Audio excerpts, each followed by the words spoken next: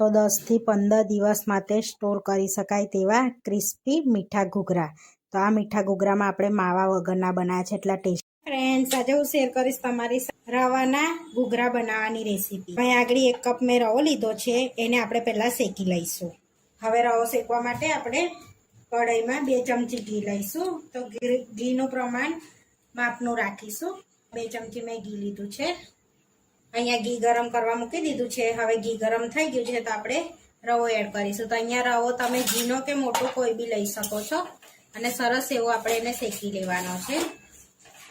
અને એકદમ ધીમા તાપે આપણે એને શેકવાનો છે. જ્યાં સુધી પિંક કલરનો ના થાય ને ત્યાં સુધી આપણે એને શેકવાનો છે. આમાં આટલું જ ઘી એડ કરવાનું છે. એને કન્ટિન્યુઅસ હલાવતા જઈશું અને આપણે સરસ એવો શેકી લેવાનો છે. જો આ રીતનો છૂટો રાખવાનો છે અને રવાને શેકી લેવાનો છે. આ રીતનો પિંક કલરનો થાય ને ત્યાં સુધી આપણે શેકવાનો છે. હવે આપણે ગેસ બંધ કરી દઈશું અને આને એકદમ ઠંડુ થવા દઈશું. અને બીજું આપણે ડ્રાયફ્રૂટ ને એવું બીજું એડ કરીશું.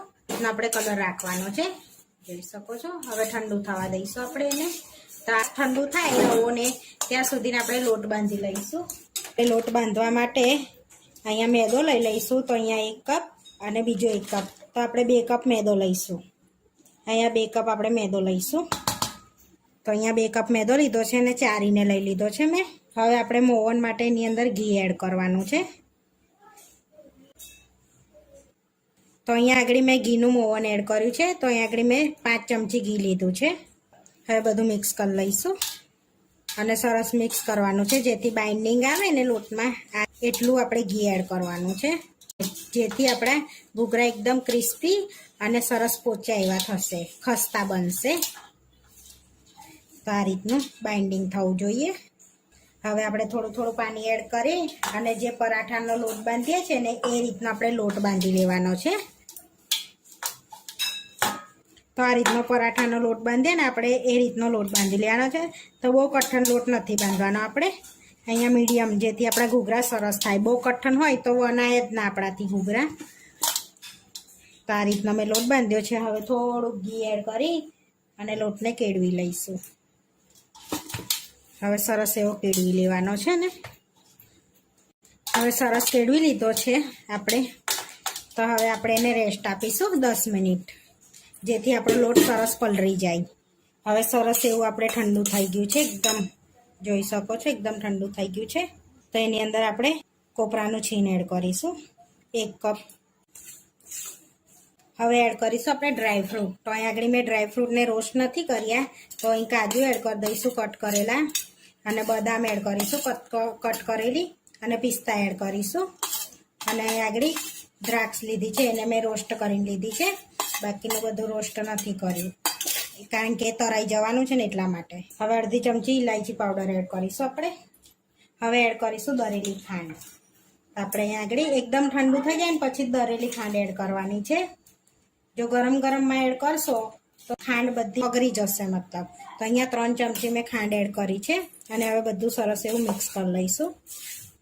અને તમારે વધારે ગળ્યું ખાતા હોય તો વધારે લઈ લેવાની ખાંડ. તો આપણું સ્ટફિંગ એકદમ સરસ એવું રેડી થઈ ગયું છે. તો હવે આપણે ઘૂઘરા વારી લઈશું. રેસ્ટ આપીને આપણે લોટને બી થઈ ગયો છે, સરસ એવો પલળી ગયો છે. હવે સરસ એવો આપણે કેળવી લઈશું. જોઈ શકો છો એકદમ આમ સોફ્ટ લોટ થઈ ગયો છે આપણો મેદાનો. હવે આપણે એની અંદરથી નાના નાના ગુલ્લા પાડી લઈશું. આ સાઈઝના આપણે ગુલ્લા પાડવાના છે. તો આપણે બધા ગુલ્લા પાડી લીધા છે. હવે વણી લઈશું આપણે. આ રીતની આપણે પૂરી વણી લીધી છે મેં. આ રીતની વણી લીધી છે. હવે આ રીતની પૂરી વણી છે તો આપણે આ રીતનું ઘૂઘરા ભરવાનું મશીન લઈશું. એની પર આપણે આ રીતે પૂરી મૂકી લઈશું. અને જે સ્ટફિંગ આપણે બનાવ્યું હતું ને એ એની પર એડ કરી દઈશું. તો અહીંયા 1.5 ચમચી જેવું સ્ટફિંગ એડ કરીશું આપણે. આ રીતનું સાઈડમાં આપણે પાણી લગાવી લઈશું, જેથી સરસ એવું ચોંટી જાય, આપણો ઘૂઘરો ખુલે ના. ને બંધ કરી લઈશું અને આ રીતે સાઈડનો ભાગ નીકાળી લઈશું. હવે આપણે ખોલી લઈશું એને. તો જોઈ શકો છો આપણો સરસ એવો ઘૂઘરો રેડી થઈ ગયો છે આ રીતનો. તો હવે આ રીતે આપણે બધા ઘૂઘરા બનાવી લઈશું. તો અહીંયા બધા ઘૂઘરા રેડી થઈ ગયા છે. હવે આપણે તળી લઈશું. તો અહીંયા તરવા માટે પહેલેથી તેલ ગરમ કરી લીધું છે. તો હવે ચેક કરી લઈશું. તો આપણું તેલ ગરમ થઈ ગયું છે. તો હવે ઘૂઘરા એડ કરી દઈશું અંદર આપણે. આ રીતે આપણે ઘૂઘરા એડ કરી દેવાના છે અને પલટાઈશું હવે. તો ધીમા તાપે એને સરસ એવા તરાવા દઈશું. કલર ચેન્જ થાય ને ત્યાં સુધી એને તરાવા દેવાના છે. તો આ ઘૂઘરાને આપણે ધીમા તાપે તરવાના છે. જો ફાસ્ટ ગેસે તરશો તો અંદર કાચા રહેશે અને બહારથી ક્રિસ્પી થઈ જશે. એટલા માટે પલટાવતા જઈશું અને સરસ એવો કલર આવે ત્યાં સુધી આપણે તરાવા દઈશું.